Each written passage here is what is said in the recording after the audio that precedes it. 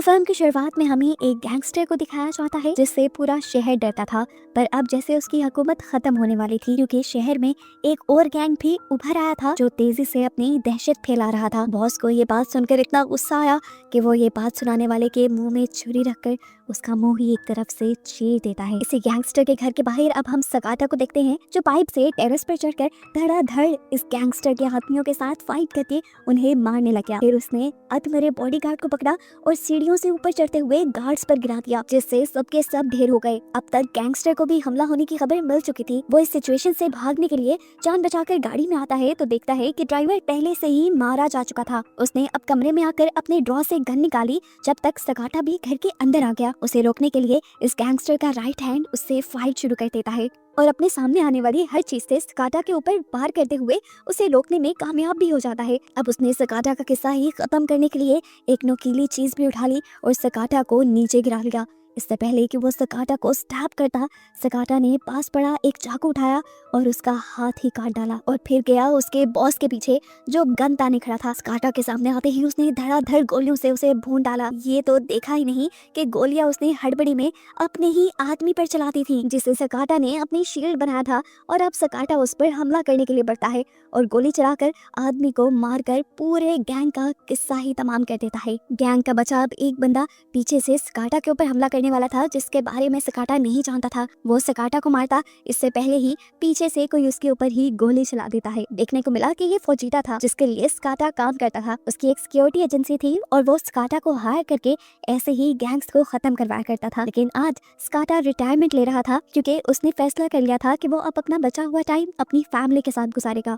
जबकि फोजिटा उसे कहता है अभी तुम्हें मिशंस करने की जरूरत है, लेकिन वो सुनता नहीं और अपने घर आ जाता है। घर आने पे देखा कि उसकी एक छोटी सी फैमिली थी लेकिन ये लोग खुश थे। उसकी बेटी और वाइफ। उनसे मिलने के बाद वो जब शॉवर लेने गया तो उसे बाहर से कुछ अजीबोगरीब आवाजें आई। बाहर आकर देखा तो एक पूरा गैंग उसकी बेटी और वाइफ को हॉस्टेज बनाकर बैठा था। इस पूरे गैंग ने मास्क लगाए हुए थे तो सकाटा इन्हें पहचान नहीं पाता। लेकिन गैंग का लीडर इनसे कहता है तुमने बड़ा अच्छा काम किया, यहूजा गैंग को मारकर हमारे लिए काफी आसानी कर दी। अब पूरे शहर में बस हमारा ही भला होगा, लेकिन अब हमें एक ही बंदे से मसला है। तुम समझ रहे हो ना, जिसने यहूजा गैंग को खत्म कर दिया वो हमारे गैंग को भी तो खत्म कर सकता है। तो मैंने सोचा उससे पहले मैं उसी का काम तमाम कर देता हूँ। बॉस के कहते ही एक आदमी सकाटा की बेटी डियो को पकड़ लेता है जिसे देखते ही सकाटा को गुस्सा आ जाता है और वो उसके ऊपर वार कर देता है। और सकाटा को वार्न करने के लिए यहाँ से एक दूसरा गैंगस्टर उसके टेबल पे पड़े बॉस को शूट करता है ताकि सकाटा को पता चले कि उसकी फैमिली को हॉस्टेज बनाया गया है। सकाटा ने जैसे ही उसकी वार्निंग को देखते हुए अपने आप को लड़ाई से रोका तो अब गैंगस्टर्स उसे मारने लगे। अपने डैड को बुरी हालत में देखकर डियो उनसे कहती भी है प्लीज मेरे डैड को छोड़ दें, लेकिन ये लोग एक नहीं सुनते। सकाटा की वाइफ भी रो रही थी जिसके रोने से ये गैंगस्टर बहुत ज्यादा डिस्टर्ब हो जाता है और गोली चलाकर उसका किस्सा ही तमाम कर देता है। इससे पहले कि वो सकाटा की बेटी रियो को गोली मारता, सकाटा ने रियो से यहाँ से भाग जाने को कहा लेकिन गैंगस्टर ने उसकी बेटी के ऊपर भी गोली चलाकर उसे मार दिया और यहाँ सकाटा बिल्कुल टूट गया। इसके बाद इन्होंने सकाटा को भी गोली मारी और ये गैंग यहाँ से इस तरह निकल गया कि किसी को पता नहीं चला कि इस पूरी फैमिली को मारने वाला कोई गैंग है। मर्डर साइट पर जब पुलिस आई तो उनको ऐसा ही लगा कि किसी पागल आदमी ने अपनी फैमिली को मारकर फिर खुद सुसाइड कर ली और यही खबर टीवी में चला दी गई। वक्त गुजरता है और 12 साल बाद हमें शहर के मेयर सोनोहारा को दिखाया जाता है। प्रेस कॉन्फ्रेंस में वो बता रहा था कि किस तरह उसने शहर की डेवलपमेंट की, किस तरह उसने इस क्राइम से भरे हुए सिटी को एक प्रोग्रेसिव सिटी में बदल दिया। उसके बात सुनकर एक रिपोर्टर यहाँ आता है और उसे बताता है कि आप शायद गलत कह रहे हैं, पिछले 10 सालों में भी बहुत से लोग यहाँ पे गायब हुए। उस आदमी के गायब होने के बारे में क्या ख्याल है जो अपना रिजॉर्ट बना रहा था और उसके रिजॉर्ट की जगह पर आपका मॉल बन गया। फिर सोनोहारा ने कहा ये सारे रूमर्स हैं मुझे बदनाम करने के लिए। हालांकि उसके पास सबूत भी थे लेकिन सोनोहारा ने बोल बोलकर उसकी सारी बातों को ही बिठा दिया। दूसरी तरफ हमें दिखाया गया कि सकाटा द हीरो अभी भी जिंदा है लेकिन बहुत ही बुरी कंडीशन में है। वो पैरालाइज्ड है, बोल नहीं सकता, चल नहीं सकता, यहाँ तक कि कुछ भी नहीं कर सकता। उसका ख्याल फोजिटा लिखवा रहा है जिसके लिए पहले सकाटा काम किया करता था। रूटीन यूं ही चलती रहती है। सकाटा का सारा काम एक दूसरा आदमी करता है, उसे वॉक पे लेके जाता है, खाना खिलाता है और वापस घर लेकर आता है। एक दिन जब वो वॉक के बाद सकाटा को वापस घर लेकर आ रहा था तो एक आदमी ने आते ही सकाटा के ऊपर हमला कर दिया और उसके बाजू के हर पार चाकू कर दिया। वो बंदा जो सकाटा का ख्याल रख रहा था वो डर गया। हमें पता चला कि ये यहूजा गैंग का वो आदमी था जिसका हाथ सकाटा ने काट दिया था। और वो अपना बदला लेने के लिए यहाँ आया था। लेकिन अब सकाटा तो उस हाल में था ही नहीं कि कोई इससे बदला ले। दूसरी तरफ हमें दिखाया गया जो रिपोर्टर सुबह सुनोहारा के सामने उसके क्राइम रख रहा था, वो अभी भी उसके क्राइम की इन्फॉर्मेशन एक आदमी से ले रहा है जिसका मुंह याहूजा गैंग के लीडर ने मूवी के स्टार्ट में ही काट दिया था। उससे शहर में होने वाले हर क्राइम का पता था। वो उसे एक्सप्लेन करता है कि कैसे सुनोहारा को अपने रिसोर्ट और मॉल्स के लिए लाइसेंस मिला। ये सारी चीज रिपोर्टर लिख ही रहा था कि इतनी ही देर में किसी ने उनकी गाड़ी का शीशा तोड़ दिया। आदमी मास्क पहने हुए था। उसे देखकर रिपोर्टर गाड़ी से निकलकर भागने की कोशिश करता है पर हार जाता है और पकड़ा जाता है। यहाँ दूसरे मास्क पहने आदमी ने इन्फॉर्मेशन देने वाले आदमी को भी पकड़ लिया और गन उसके मुंह में रख के शूट करके उसे मार डाला। सीन कट होकर फौजीता को दिखाया गया जिसे पास्ट की मेमोरीज आ रही थी। उसे आज भी याद था कि स्काटा की फैमिली के बारे में उसी ने उस गैंग को बताया था जिस गैंग ने स्काटा की फैमिली को मार दिया, और इस चीज का उसे आज तक रिग्रेट था। इसीलिए तो वो स्काटा का बहुत ख्याल रखता था। यहाँ पर एक पुलिस ऑफिसर हॉस्पिटल में एडमिट स्काटा के पास पहुँचता है और उस पर पहरा देने वाले ऑफिसर्स को किसी काम से भेजकर उसके पास आ जाता है। यहाँ आते ही उसने मास्क पहन लिया था, मतलब ये कि पुलिस ऑफिसर भी कीमनगामी गैंग का हिस्सा था जिसने स्काटा की फैमिली को मारा था, और अब ये स्काटा को तमाम करने के लिए आया था। वो एक इंजेक्शन में जहर भरकर ड्रिप में डाल रहा था और स्काटा उसे देख रहा था। उसके अंदर गुस्से और बदले की आग थी जिसने उसके पैरालाइज्ड जिस्म में जैसे जान डाल दी। स्काटा ने अपनी ड्रिप उतारकर अपने आप को बेड से गिरा लिया, फिर इस आदमी को पीछे से पकड़ते हुए नीचे गिराया। लेकिन अभी वो ज्यादा ताकतवर नहीं था, इसीलिए गैंगस्टर के अगले वार से ही बेहोश हो गया। अब उतने में ही दूसरे ऑफिसर्स भी उसके पास आ गए, जिनमें से एक ने जब अपने सीनियर को मास्क पहने देखा तो सारी गेम वो समझ ही गया। अब वो उसका पोल ना खोल दे, मास्क वाला ऑफिसर उसके मुंह पर पिल्लो रखकर उसे शूट कर देता है। दूसरे ऑफिसर ने अपने सीनियर को कुछ नहीं कहा क्योंकि वो भी गैंग का हिस्सा था, पर अब डॉक्टर ये सब कुछ देख चुका था, इसीलिए दूसरा आदमी डॉक्टर को पकड़कर मार देता है। इस मार धाड़ में इन्होंने स्काटा के ऊपर तो ध्यान ही नहीं दिया, जिसे अब होश आ गया था। उसने मास्क पहने ऑफिसर को पीछे से पकड़ लिया। उसका दूसरा साथी उसे बचाने के लिए आया तो स्काटा ने उसे बेड के पीछे धकेल दिया, लेकिन मास्क ऑफिसर के हमले से ना बचा। स्काटा ने उससे अपने आप को बचाने के लिए उसे नीचे गिराया, और उससे पहले कि मास्क ऑफिसर कोई बैक हमला करता, बेडशीट का फंदा बनाते हुए स्काटा ने उसके गले में डाल दिया और जोर से दबाते हुए उसे जान से मार दिया। तड़पता हुआ मास्क ऑफिसर अपने पाँव चला रहा था और उसके पाँव से धक्का लग गया उसके दूसरे ऑफिसर को, जो विंडो से गिरकर मारा गया। इतने में फौजीता भी स्काटा को देखने के लिए पहुंच गया था। इससे पहले कि वो ऊपर जाता, हैरान होकर उसने देखा कि स्काटा खुद चलते हुए उसके सामने आ रहा था। बाहर निकलते हुए उसने यहाँ से कुछ फूड भी उठाया और यहीं पर उसे अपनी फैमिली की सारी मेमोरीज भी याद आने लगी। इधर कीमनगामी गैंग के लीडर को ये खबर मिल चुकी थी कि स्काटा होश में आ चुका है। वो फौजीता को स्काटा की डेड बॉडी लाने का मैसेज दे देता है और सीन कट होकर हमें दिखाया जाता है कि थोड़ी ही देर में एक डेड बॉडी उसके वेयर हाउस में आ चुकी थी, जहाँ पर बहुत सारी लड़कियां ड्रग्स पैक कर रही थी। लेकिन ये सब शायद नजर का धोखा था। डेड बॉडी यहाँ किसी और की थी, क्योंकि वेयर हाउस के बाहर स्काटा यहाँ के सभी गार्ड से लड़ता हुआ सीसीटीवी में दिखाई दिया। गेट पे बैठा वॉचमैन अब स्काटा की गाड़ी को शूट करता है तो अंदर बैठा उसकी गोली से स्काटा का केयर टेकर मारा जाता है, और फुजीटा जब बाहर निकलता है तो वो भी गोली से जख्मी हो गया था, लेकिन उसने हाथ नहीं मानी और सामने गोली मारने वाले को अपनी गन से गोली मारकर मार दिया। यहाँ स्काटा जब फैक्ट्री के अंदर आया तो बहुत से लोगों से लड़ने लगा। एक के बाद एक इंसान को मारते हुए वो आगे बढ़ा था, किसी को पीछे से गिराते हुए तो किसी का सर दीवार से रगड़ते हुए वो सबको मारते हुए आगे जा रहा था। लेकिन आगे और ज्यादा लोग उसका इंतजार कर रहे थे जो उसके ऊपर डिफरेंट तरीकों से हमला करते हैं, लेकिन स्काटा उनको उन्हीं के तरीकों से मार डालता है। स्काटा जब दूसरे आदमी से लड़ने लगा तो यहाँ पर एक आदमी ने पीछे से क्रेन लाकर उसे मशीन में डाल दिया। स्काटा जब इस मशीन से नीचे गिरा तो उसने एक छुरी फेंकते हुए उस आदमी के गले पे वार किया और वो वहीं पर मर गया। दूसरा आदमी अब कन्वेयर मशीन पे बैठा उस पर शूट कर रहा था। स्काटा ने बड़ी जंप लगाई और उसी कन्वेयर मशीन के अंदर चला गया। उससे उन्हीं की गन छीनी, उसको भी शूट किया और उसके साथ उसके कई साथियों को शूट कर दिया। लेकिन फाइट अभी भी यहाँ खत्म नहीं हुई थी। लोग अभी भी इसके पीछे थे। हर कदम पे कोई ना कोई उसके सामने आ जाता था और वो मारकर आगे ही बढ़ रहा था, क्योंकि इस टाइम उसे सिर्फ अपनी फैमिली का बदला लेना था कीमनगामी के लीडर से, जो इस टाइम अपनी ड्रग्स लेकर अपने आप को लड़ाई के लिए तैयार कर रहा है। जब ऊपर पहुंचा तो उसने देखा कि लीडर पहले से ही दूर जा चुका था और उसने अपने फोन पे एक बटन दबाया और ये पूरी की पूरी बिल्डिंग जल गई जिसके अंदर स्काटा था। अब उस आदमी ने जिसने ये बिल्डिंग जलाई थी उसको लीडर का कॉल आया जो उसे मुबारक दे रहा था स्काटा को खत्म करने की। मतलब ये भी लीडर नहीं था, वो अभी अपनी कामयाबी की सेलिब्रेशन कर ही रहे थे, लेकिन सब कुछ खराब होता दिखाई दिया क्योंकि सामने से स्काटा अपने आप को ब्लैंकेट में लपेटे सही सलामत बाहर आ चुका था। उस आदमी की टांगे कांपने लगी और यहाँ फुजीटा भी डर गया। उसने स्काटा के सामने कन्फेस कर लिया कि उस दिन तुम्हारी फैमिली के बारे में मैंने ही उस गैंग को बताया था। मैं भी इस गिल्ड के साथ नहीं जी सकता, तुम मुझे मुझे भी मार दो। स्काटा ने भी बिल्कुल रहम नहीं किया और एक गोली मार के उसे मार दिया, जिसके बाद उसने गैंग के दूसरे आदमी को बंदी बना लिया। वो उससे उसके लीडर का पता पूछना चाहता था। वो उसके मोबाइल से उसके लीडर को कॉल करता है तो यहाँ सबसे बड़ा सच रिवील होता है कि इनका लीडर कोई और नहीं बल्कि सुनोहारा इस शहर का मेयर ही है, जो स्काटा को बताता है कि मैं अपने लीगल कामों से जितने भी कमाई करता हूँ मैं सारी शहर की प्रोग्रेस पे लगा देता हूँ। मुझे नहीं लगता मेरे गैंग को खत्म करना तुम्हारे लिए कोई अच्छा साबित होगा। कॉल बंद करके स्काटा इस गैंग के आदमी को जो उसके सामने था शूट करके मार देता है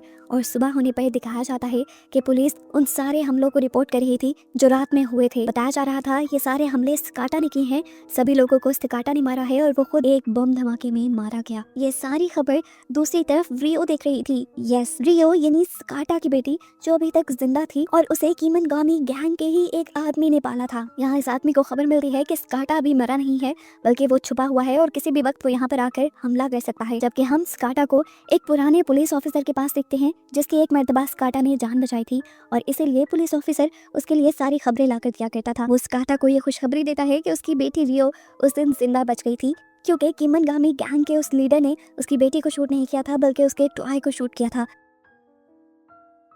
स्काटा को वो बताता है मुझे लगता है कि तुम्हारी बेटी उन्होंने अपनी सिक्योरिटी एजेंसी के अंदर रखी होगी। ये सुनते ही स्काटा ने उस पुलिस ऑफिसर की ही गन उठाई और फौरन उस सिक्योरिटी एजेंसी के लिए निकल गया। वहाँ पे लोगों को मारते हुए वो इस उम्मीद से अंदर गया कि अंदर रियो होगी, लेकिन उसे नजर नहीं आई। रियो यहाँ सच में छुपी हुई थी उससे डर कर, क्योंकि अभी तो उसने रिपोर्ट में देखा था कि स्काटा एक बुरा आदमी है और वह सब लोगों को मार रहा है। असल में वो स्काटा के बारे में सब कुछ भूल चुकी थी। इससे पहले कि वो रियो को ढूंढ पाता, यहाँ पर रियो को पालने वाला इंसान आ जाता है जो आते ही स्काटा पर हमला कर चुका था। स्काटा भी पीछे मुड़कर उसे मारता है और रियो डर कर यहाँ से भागने लग जाती है। इन दोनों की तगड़ी लड़ाई होती है। वो गैंगस्टर स्काटा को गन से शूट करने की कोशिश करता है, लेकिन स्काटा उसकी गन का हमला दूसरी तरफ मोड़ देता है। तो वो आदमी अपने पास पड़ा एक बॉस स्काटा के सर पे मार के अपने आप को बचा लेता है और अब उसकी बेइज्जती करना शुरू करता है। जबकि आदमी बोला तो स्काटा को उसकी आवाज़ पहचान में आ गई कि वही आदमी था जिसने उसकी वाइफ को मारा।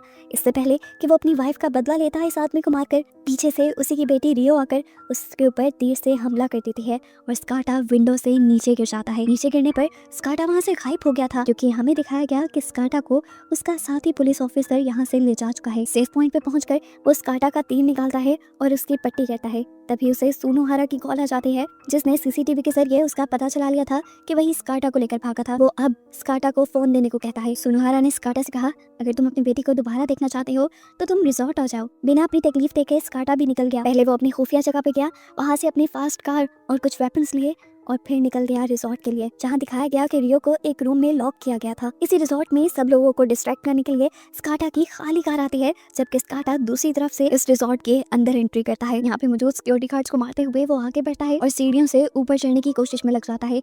सीढ़ियों में जितने भी आदमी थे एक एक करके वो सबको अपनी गोलियों से बेरहमी से मारता जा रहा था। सभी को मारना आसान था, लेकिन जब आखिरी स्टेप पे वो पहुंचा तो यहाँ पर एक आदमी अपनी स्वॉर्ड से यानी अपनी तलवार से स्काटा को जख्मी कर देता है। अपने दर्द को साइड पर रखते हुए स्काटा ने पहले इस आदमी को मारा और फिर फाइनली वो ऊपर पहुंच गया। इस फ्लोर पे आते ही स्काटा का एक मास्क पहने आदमी से सामना हो गया। उसकी स्किल्स सच में स्काटा के लेवल की थी। इससे लड़ते हुए स्काटा को वाकई मुश्किल हुई, लेकिन फाइनली स्काटा ने उसे भी हरा दिया। लेकिन लड़ाई अभी भी खत्म नहीं हुई। सीढ़ियों से और बहुत सारे गार्ड्स उसे मारने के लिए आ गए, जिसे शूट करते हुए वो लिफ्ट में अब ऊपर पहुंच गया। इसी फ्लोर पे उसे रियो मिलने वाली थी।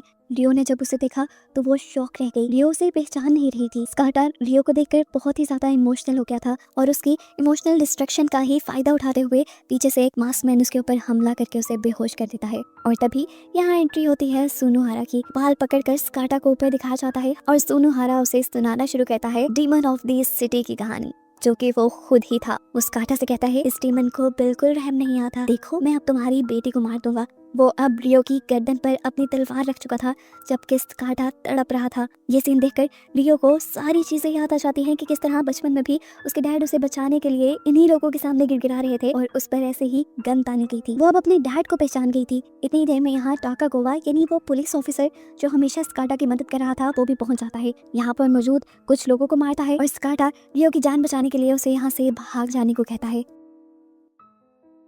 स्काटा अब यहाँ पर मौजूद आखिरी मास्क मैन से लड़ रहा था। उसकी स्किल्स सच में बहुत ज़्यादा थी, यहाँ तक कि स्काटा कई मर्तबा उससे हारने लगा, लेकिन उसने हिम्मत नहीं हारी क्योंकि वो अपनी बेटी के साथ रहना चाहता था। आखिर में जब वो लड़ते हुए उस आदमी को हराने में कामयाब हुआ तो मास्क उतार कर देखा कि ये सुनोहारा का जुड़वा भाई था। और फ्लैशबैक में हमें दिखाया गया कि सुनोहारा का ये भाई उससे बहुत प्यार करता था, वो उसके लिए कुछ भी करने को तैयार था, यहाँ तक कि किसी को मारने के लिए भी। सुनोहारा ने हमेशा अपने भाई का फायदा उठाया था, इसीलिए वो एक आलीशान जिंदगी जी रहा था, जबकि उसका भाई उसके लिए एक नौकर की तरह की जिंदगी जी रहा था। अब क्योंकि सुनोहारा का भाई मर गया था तो सुनोहारा को ही लड़ना था। दोनों की ट्रेनिंग तो एक साथ ही की गई थी। सुनोहारा अब अपना मास्क पहन लेता है, जबकि यहाँ से लियो यानी सकाटा की बेटी भी अपने डैड के लिए वापस यहाँ आ जाती है। इन दोनों के दरमियान में जबरदस्त तलवारबाजी दिखाई जाती है। स्काटा ये जीत भी सकता था, लेकिन इतना जख्मी होने की वजह से उसकी ताकत कम थी, जिसकी वजह से सुनोहारा उस पर भारी पड़ गया और उसका हाथ काटने में कामयाब हो गया। बाजू कटने के बावजूद भी स्काटा ने हिम्मत नहीं हारी और एक और आखिरी मर्तबा उठा।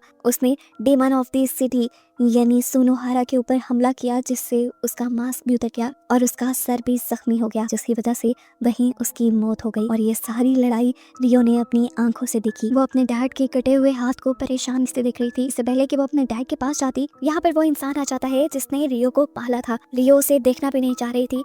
बाद में उसे कहता है, मैं तुम्हारा असली बाप हूँ, मैंने तुम्हें पाला है। इससे पहले कि वो रियो के करीब भी आता, पीछे से स्काटा उसे भी अपनी तलवार से काट डालता है। इसके बाद वो रियो के करीब आया और रियो के गले लग गया। उसने आखिरी मर्तबा अपनी बेटी से अपने प्यार का इजहार किया और यहीं पर अपनी बेटी के गले से लगकर दम तोड़ दिया। थोड़ी देर बाद इसी बिल्डिंग में रश लग गया। पुलिस आ गई, फायर ब्रिगेड्स आ गई, रेस्क्यू टीम आ गई, जो यहाँ से लाशों को उठाने लगी। दिखाया गया कि इनमें से एक इंसान जिंदा था और वो कोई नहीं बल्कि सुनोहारा का जुड़वा भाई था। कुछ अर्से बाद दिखाया जाता है कि सुनोहारा का ये भाई ही अपने मुंह पे मौजूद जख्म का सहारा लेते हुए अपने भाई की जगह इलेक्शन जीत जाता है अपने भाई के ही नाम पर और इस शहर का नया मेयर बन जाता है। मेयर का इंटरव्यू देने के बाद दिखाया जाता है कि उसने लीडर वाला मास्क पहना था, यानी अब वो सुनोहारा की पोजीशन को एंजॉय कर रहा था। इसी टाइम पर यहाँ रियो पहुंच जाती है उससे अपनी फैमिली का बदला लेने के लिए। उसी की सिखाई तीरबाजी से वो उसके ऊपर कई तीर चलाकर उसे मार डालती है और फिर अपने डैड की कार लिए यहाँ से निकल जाती है। उसकी कार में उसकी फैमिली फोटो थी, जो जाहिर कर रही थी कि उसे आज भी अपनी फैमिली से बहुत प्यार था। और बस यही दिखाते हुए ये कहानी यहाँ खत्म हो जाती है।